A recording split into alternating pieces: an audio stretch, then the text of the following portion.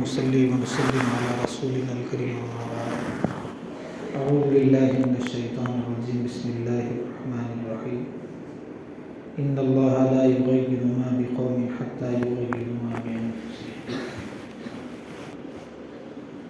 وقال النبي صلى الله عليه وسلم لتأمرن بالمعروف ولتنهون عن المنكر أو ليوشكن الله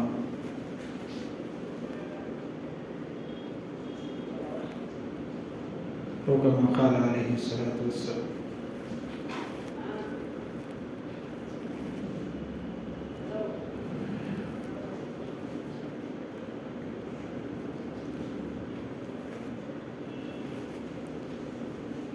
انسان کے مزاج میں ایک بات ہے، اس کے مزاج کے خلاف اگر کوئی بات ہو جائے، اگرچہ کہ وہ حق ہو،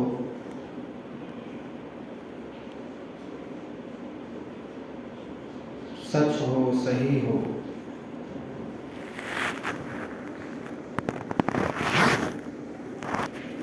ماننے کا جذبہ اس کے اندر پیدا نہیں ہو.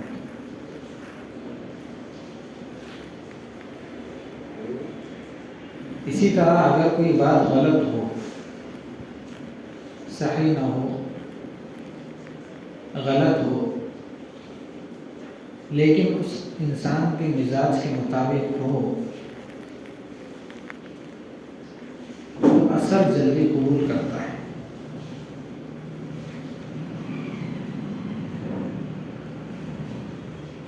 اسی مزاج کے بدلاؤ کے لیے اللہ رب العزت نے انسان کے اندر نفس کا مجاہدہ، شیطان سے مقابلہ، انبیاء اور انبیاء کی جماعت کا ساتھ دینا، ایمان اور کفر کے درمیان مقابلہ، حق اور باطل کے درمیان مقابلہ، سچ اور جھوٹ کے درمیان کا مقابلہ، انسان کو پرکھنے کا اس کے اندر اللہ رب العزت نے ایک ایسا سبب اس کو عطا فرمایا ہے کہ اس کو آسانی کے ساتھ پرکھ سکتا ہے.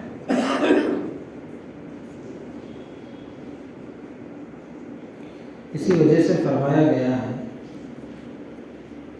کہ جنت کو خواہشات کے ساتھ لپٹا گیا ہے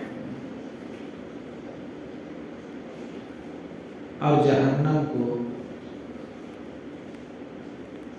جنت کو آزمائشوں کے ساتھ لپٹا گیا ہے اور جہنم کو خواہشات کے ساتھ لپٹا گیا ہے. جہنم بنانے کے بعد تمام فرشتے یہی کہتے رہے کہ اللہ، آپ نے ایسی چیز بنائی ہے کہ آپ کے بتائے ہوئے احکام پر آدمی بلا چون چرا عمل کر لے، حدیث میں. اور جنت ایسی بنائی ہے کہ اس کا تصور آتے ہی اور اس کی چیزیں سنتے ہی بلا چون چرا اس کے اندر داخل ہونے کا خواہشمند ہو جائے. لیکن ان چیزوں کو جس طرح ہم لوگ ایک گھر کی تعمیری شکل دینے کے بعد اس کو مزین کرتے ہیں اپنے مزاج کے مطابق. آپ اگر آج کل دیکھ رہے ہوں گے کہ باپ اتنی محنتوں سے تعمیر وغیرہ کرتا ہے، زندگی اس کے اندر اولاد کی گزرتی ہے، لیکن جب اولاد بڑی ہوتی ہے تو اتنا اچھا گھر بھی اولاد کو پسند نہیں آتا. ایسا کیوں؟ مزاج کا اختلاف. حالانکہ وہ چیز بھی رہنے کی، یہ چیز بھی رہنے کی. تو مزاج کے مطابق اگر کوئی چیز نہ ہو تو انسان اس کو جلدی قبول نہیں کرتا. قبول کرنے کے بعد مثال کے طور پر گولی ہے، کڑوی ہے، آدمی اگر کھانا چاہتا ہے تو مزاج کے مطابق نہیں ہے، اس قبول نہیں کرتا، لیکن اس کے لیے فائدہ مند ہے. وہ چیز جلدی قبول نہیں کرتا اس کا مزاج. انجیکشن ہے، مزاج کے مطابق نہیں ہے، بچہ اس سے ڈرتا ہے لیکن وہ فائدہ مند ہے. جلدی قبول نہیں کرتا۔ اسی طرح آدمی اگر بیماری میں، سردی میں اگر ایسی چیزیں کھا رہا ہے جس سے طباء نے منع کیا ہے، ڈاکٹر حضرات نے منع کیا ہے کہ آپ کو یہ بیماری نے جڑ پکڑا ہے تو اس سے آپ کو یہ چیز روکنا ہو، لیکن بھی اس کی طرف مائل ہوتا ہے۔ انسان کے اندر ایک مزاج بنایا گیا ہے کہ جس چیز سے اس کو روکا جاتا ہے مزاج اسی کی طرف مائل ہوتا ہے۔ اسی وجہ سے عربی کا مشہور مقولہ ہے الانسان حریص فیما منع، انسان اسی چیز کا حریص مند ہے، اسی چیز کا خواہش مند ہوتا ہے جس سے اس کو روکا جاتا ہے۔ تو جب وہ آزمائشوں کے دور سے گزرتا ہے، حالات کے دور سے گزرتا ہے، تو پھر اس کو یہ سمجھ میں آتا ہے کہ یہی منزل تھی جو میری کامیابی والی تھی، لیکن راستہ مجھے ایسا کٹھن نظر آ رہا تھا کہ شاید میں آگے پڑھ کر اس کے اندر نقصان حاصل کروں، لیکن یہ منزل ایسی تھی کہ وہ کامیابی کو پہنچانے والی تھی۔ جو ظاہری اعتبار سے صاف رستہ نظر آ رہا تھا، ادھر سے بلاوا بھی آ رہا تھا، آسانیاں بھی نظر آ رہی تھی دوسرے راستے سے، لیکن آگے جانے کے بعد وہ راستہ بند تھا، یہ اس کے لیے دلیلوں کا شکار ہونے کا ذریعہ بن جاتا تھا، یا کسی حملہ آور لوگوں کے ہاتھ یہ لگ جاتا تھا، تو یہ نقصان اٹھانے والوں میں سے تھا۔ ظاہری اعتبار سے ایک راستہ خراب ہے، لیکن یہ شہر کی طرف جاتا ہے، بستی کی طرف جاتا ہے، تو اس کی کامیابی کا ضامن ہے۔ یہ بات کو سمجھ لیں۔ اللہ رب العزت نے انسان کو بنا کر، احکام کا پابند بنا کر، اس کو دنیا کے اندر احکام پر عمل کر کے کہا کہ جب تم اس کے اوپر عمل کرو گے تو میرے نزدیک مقبول آ جائے گا۔ لیکن احکام انسان کو ایسے سمجھ میں آتے جو اس کے مزاج کے خلاف۔ ایک موٹی سی مثال ہے، نماز کا مسئلہ لے لیجیے، سردی کے دن چل رہے، آدمی نماز کے لیے اٹھنا مشکل ہو جائے سردی کے دنوں میں۔ پھر اللہ رب العزت نے کہا کہ بھائی سردی کے دنوں میں اٹھنا یہ ثواب ہے۔ روزہ ہے، گرمی میں آ گیا، گرمی میں اگر روزہ آ گیا تو تکلیف کا ذریعہ ہے۔ صبح سے اگر سحری کر لیا، گھنٹے 2 گھنٹے کے بعد پھر شروع ہو جاتا ہے شام تک، مزاج کے مطابق نہیں ہے۔ لیکن اللہ رب العزت بول رہے ہیں اگر تم ان راستوں سے آؤ گے تو پھر کامیابی کے منزل تم پہنچو گے، نہیں آؤ گے تو پھر وہیں تم دلیلوں کے حوالے ہو جاؤ گے، حملہ آور لوگوں کے حوالے ہو جاؤ گے، شیطان کے حوالے ہو جاؤ گے، نفس کے حوالے ہو جاؤ گے۔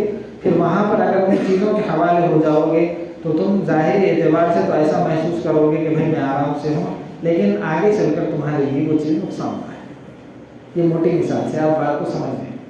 اللہ کے رسول صلی اللہ علیہ وسلم کو جس وقت دنیا میں بھیجا گیا، آپ کو معلوم ہونا چاہیے کہ اس وقت کی جو بڑی بڑی طاقتیں تھیں، قیصر و کسریٰ اور بڑی بڑی طاقتیں تھیں، ساری دنیا کی سپر پاور طاقتیں تھیں جو اچھے سے اچھے انتظام کو، نظام کو چلانا جانتی تھی، لیکن عرب کا وہ ماحول جو مکہ کے اطراف میں موجود تھا، حجاز کے اندر، وہاں پر یہ بادشاہ بھی جانے سے ڈرتے تھے کہ بھئی وہاں کے لوگ ایسے پنجاب آبادی میں بستے ہیں کہ اگر ہم لوگ وہاں پر چلے گئے تو وہاں پر ہماری تجارت کے بڑھنے کے بجائے نقصان ہونے کا ڈر ہے۔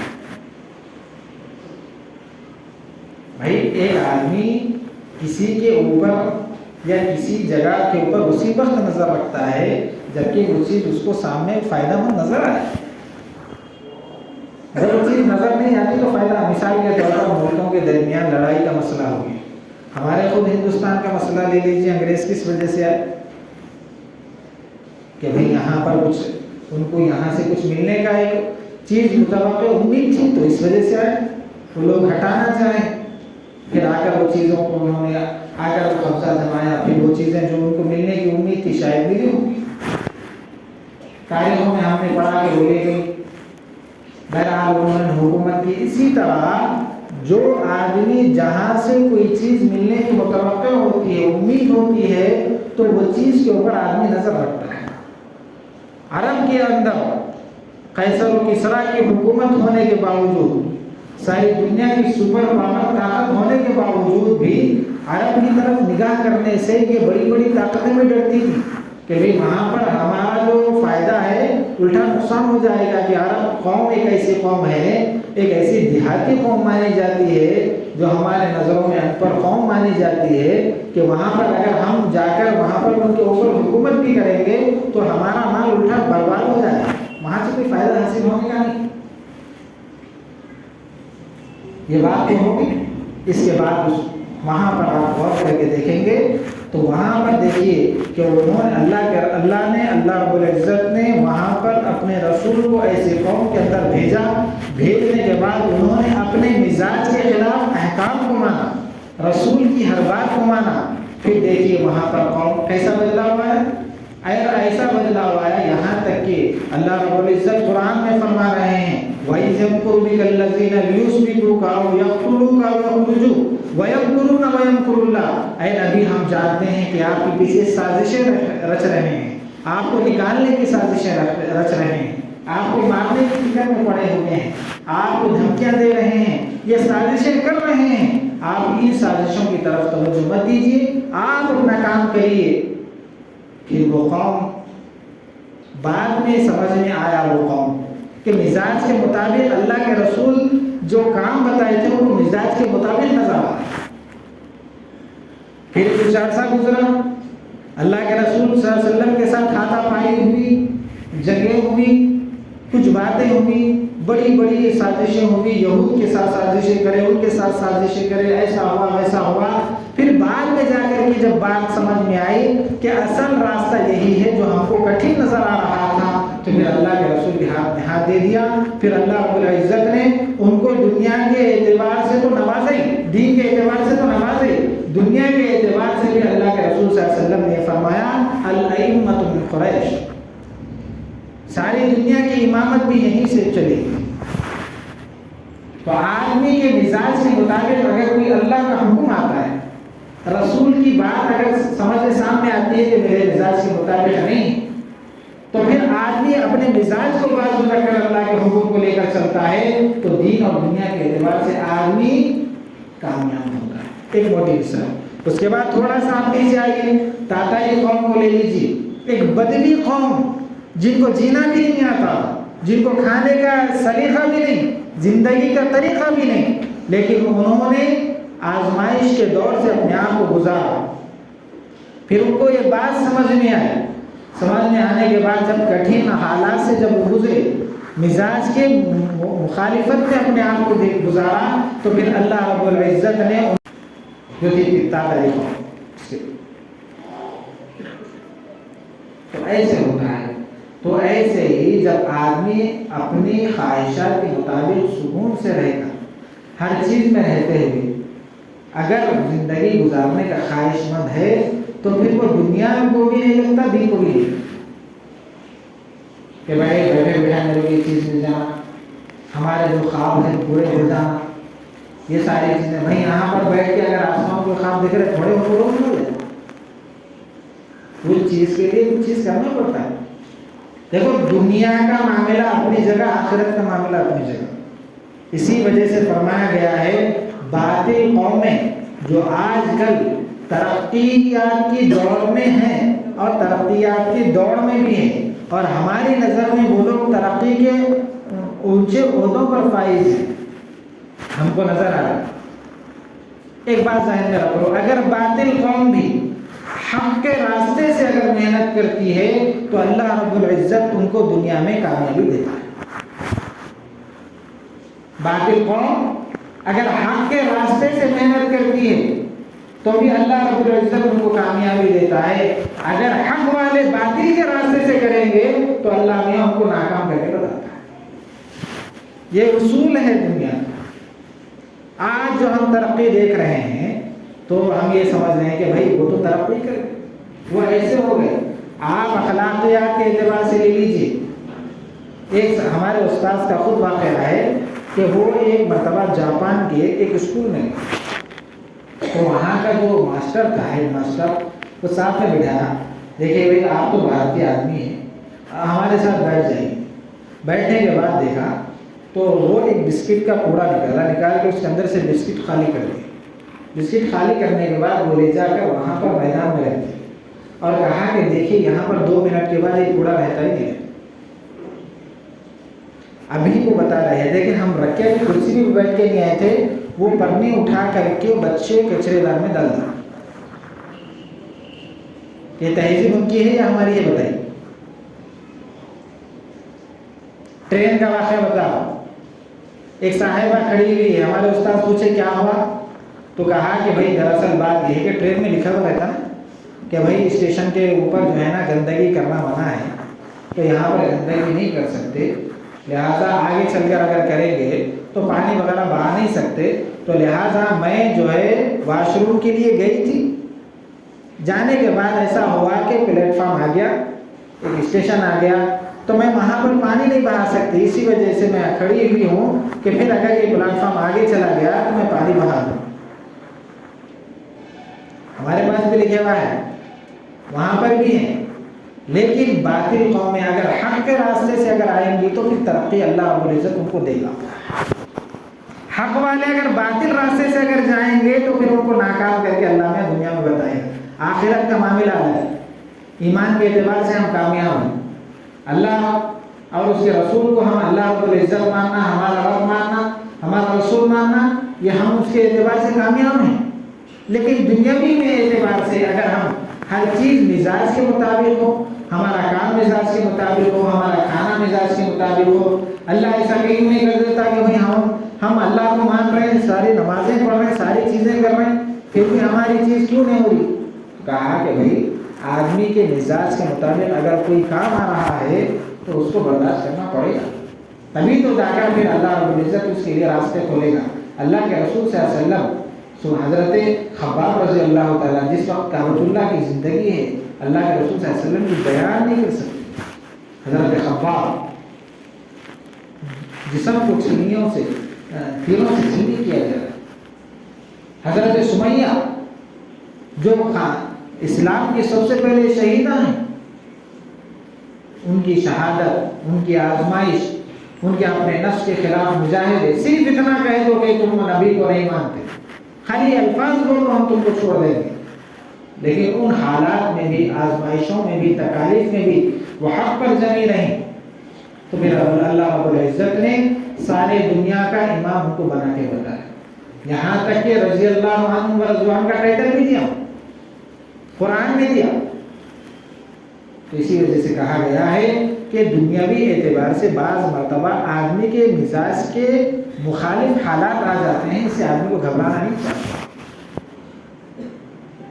ہوتے ہیں دین کے معاملات میں آزمائش آتی ہیں، آدمی کو اس سے گھبرانا نہیں چاہیے۔ ایسا نہیں ہے، دیکھیے دوسرے لوگ آپ کو ستاتے تکلیف نہیں دیتے، آپ کے اپنے لوگ ہی تکلیف دیتے ہیں۔ اللہ کے رسول صلی اللہ علیہ وسلم کو تکلیف دینے والے دوسرے تھے، خاندان والے تھے، خاندان والے تھے، رشتہ دار تھے، کفار مشرکین تو دور کے بعد خاندان والے تھے سب سے پہلے، لیکن اللہ کے رسول صلی اللہ علیہ وسلم ڈٹے رہے، جمے رہے۔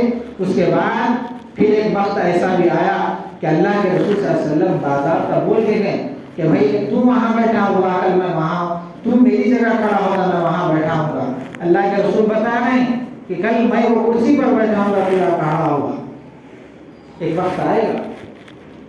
پھر وہ وقت آیا، کعبے کی چابی اللہ کے رسول کے ہاتھ میں تھی، سارے سامنے سر جھکائے ہوئے تھے، ہم آپ کو تکلیف پہنچانے والے ہیں، کوئی کسر آپ کو نہیں چھوڑے، کوئی کسر آپ کو تکلیف میں پہنچانے میں نہیں چھوڑے۔ قتل کرنے کی سازش ہم نے رچائی، دھمکانے کی سازش ہم نے رچائی، مارنے کی سازش ہم نے رچائی، دھوکہ دہی کے اعتبار سے آپ کے بیٹیوں تک کو قتل کرنے کی سازش ہم نے رچائی، لیکن آج ہم یہ سمجھتے ہیں کہ آج آپ سب سے زیادہ رحم کرنے والے۔ ایک وقت آیا ہے، تو اسی طرح حق پہ کام کرنے والوں کے ساتھ بھی ایسے حالات آئیں گے تو صبر کرنا پڑے گا، پھر اللہ رب العزت ان کو پھر اونچا کر کے دکھائے گا۔ اسی وجہ سے میں یہ مضمون اصل میں نہیں لا رہا تھا، مضمون اس وجہ سے لایا کہ ابھی آتے آتے وہ نظر مکرم جا کے انتقال کروں گی، وہ جو انتقال ہو سکتا، تو آدمی اگر مزاج کے مطابق اگر کام نہیں کرے گا، سمجھیں، آزمائشوں کے اور کٹھن دور سے نہیں گزرے گا، ہم کو آپ کو سکون زندگی چاہیے، آسان زندگی چاہیے، میٹھی میٹھی زندگی چاہیے، تو پھر اللہ رب العزت جو دنیاوی اسباب جو چلا رہے ہیں ان سے وہ چھین لیتے ہیں۔ بات سمجھ رہے ہیں؟ میں اسی وجہ سے بتایا اللہ رب العزت دنیا کے نزدیک اللہ رب العزت کی کوئی قدر نہیں، جو چیز کی طرف بھائی کچرا ہے، آدمی کچرے کی طرف کیوں دیکھا؟ بالکل کچرا اٹھانے والوں کے نزدیک میں بھی وہ کوئی قابل وقت نہیں، ویسا کچرا ہے، کیوں دیکھیں؟ چاہے اس کے اندر جانور چلے، چاہے کوئی جانور لوٹے، چاہے وہ بہہ جائے، اس کی طرف کیوں دیکھیں؟ اللہ رب العزت کے نزدیک بے بخار چیز دنیا، اس کی طرف کیوں دیکھیں؟ اسی وجہ سے اللہ رب العزت فرما رہے ہیں یہاں پر اگر حق کے راستے سے جو آئے گا میں اس کو کامیابی دوں گا، اگرچہ کہ وہ باطل قوم ہی کیوں نہ ہو۔ حق والا اگر باطل راستے سے آئے گا تو میں اس کو ناکام کر کے بتاؤں گا۔ یہ اصول ہے دنیا کا، چونکہ میرے کو ایک نظام قدرت ہے، نظام فطرت ہے، میرے کو یہاں پر نظام قدرت تو ہے اپنی جگہ، نظام فطرت کا بھی دیکھنا ہے، اسباب کے تحت میرے کو دنیا کا نظام چلانا ہے۔ اسی وجہ سے جو چیز اگر اللہ رب العزت کو ہم مان رہے، ساری چیزیں کر رہے ہیں، لیکن ہمارے اندر وہ اہلیت نہیں ہے تو پھر وہ چیز ہمارے اندر سے چھین جائے گی۔ اگر ہمارے اندر وہ اہلیت پیدا کرنا ہے تو ہمارے اندر وہ جذبہ پھر پیدا کرنا پڑے گا، وہ جوش و ولولہ پھر پیدا کرنا پڑے گا، پھر وہ سوچ جو ہم گھر میں بیٹھ کر کر رہے ہیں پھر وہ سوچ ہمارے میدانوں کی ہوگی، وہ سوچ پھر ہماری آگے چل کر مقابلوں کی ہوگی، پھر انشاءاللہ فتح ہمارے نصیب میں ہوگی۔ دیکھو بھائی ہماری عادت یہ ہے کہ وزیر اعظم کے بعد ہم ہوٹل میں بیٹھ کے کریں، ہماری سوچ دیکھیے کیسی، کچھ فائدہ ہے اس سے؟ کچھ فائدہ نہیں، مقصد زندگی ہے نہیں ہے، آپ کو مقصد سے ہٹایا جا رہا ہے۔ میں ہر جمعہ میں بول رہا ہوں آپ کو مقصد سے ہٹایا جا رہا ہے، مقصد سے ہٹایا جا رہا ہے، یہ چیز لائے مقصد سے ہٹا رہے، یہ چیز لائے مقصد سے ہٹا رہے، یہ چیز لائے۔ گزشتہ جمعہ مقصد کے اوپر ہی بیان کیا، آپ کا جو اپنا مقصد ہے دین یا دنیا میں جو فائدہ ہو رہا ہے آپ اس کی طرف متوجہ ہو جائیں۔ بھائی آپ کو یہ چیز لگا دی گئی، آپ اس طرف ہیں، اس طرف ہیں، اس طرف ہیں، آپ کو اس سے کیا فائدہ؟ لڑکیوں کے مسئلے کے مرتب کے سلسلے میں بتایا، ہاں واقعتا ہوں سوشل میڈیا پر ہوں گشت کر رہے ہیں وہ چیزیں، لیکن آپ اپنا یہ سوچیں کہ میرے محلے میں، میرے گاؤں میں، میرے خاندان میں ایسا کون سا واقعہ پیش آیا ہے جو اتنے زیادہ ہو رہے ہیں لاکھوں کروڑوں کے لڑکیاں؟ آپ کی جو اپنی حیثیت ہے اس کے مطابق آپ بات سمجھ رہے ہیں؟ ہماری سوچ کو پھرا پھرا کے 60-70 سال دور میں ایک دم بالکل باندھ کر دیا۔ ہم کہاں تھے، کون سی قوم تھی، کیسی تھی اور کہاں آتی بیٹھی، اور حالات یہ ہو گئے کہ آپس میں انتشار کا مسئلہ ایسا ہو گیا کہ تم آپس میں لڑ لو، ہم کھا پی کے مزے میں رہتے بولتے وہ لوگ مزے میں۔ سمجھ رہے ہیں بات کو؟ اشارہ ہے، کون سا بھی گاؤں لے لیجیے، شہر لے لیجیے، کمیٹی لے لیجیے، کون سا بھی لے لیجیے، کہاں پر ایسا نہیں ہے جہاں پر نفرتوں کا بازار گرم نہیں ہے۔ تو اس کے لیے سوچنا چاہیے، سمجھنا چاہیے۔ اب اس کے لیے کیا کریں؟ اس کے لیے کرنا یہ ہے کہ ہر آدمی اپنی قربانی دے، یہ سوچے کہ جس طرح میرا حصہ دین کے بڑھنے میں، دین کے بگڑنے میں اور دین کے بننے میں میرا کتنا حصہ ہے، اسی طرح سماج کے بننے میں اور بگڑنے میں میرا کتنا حصہ، یہ سوچیں۔ اپنے ذاتی مفادات کو سامنے نہ رکھیں، مزاج کے مطابق اگر کام نہ ہو لیکن وہاں پر سماج کا فائدہ ہو رہا ہو تو اپنی قربانی دے تو فائدہ ہوگا۔ اس طرح نہیں ہے کہ دوسرے کے خاطر قربانی دے کے اپنی جان کو جوخم میں ڈالنا نہیں، شریعت اس سے بھی منع کرتی ہے۔ سمجھ لیں بات کو؟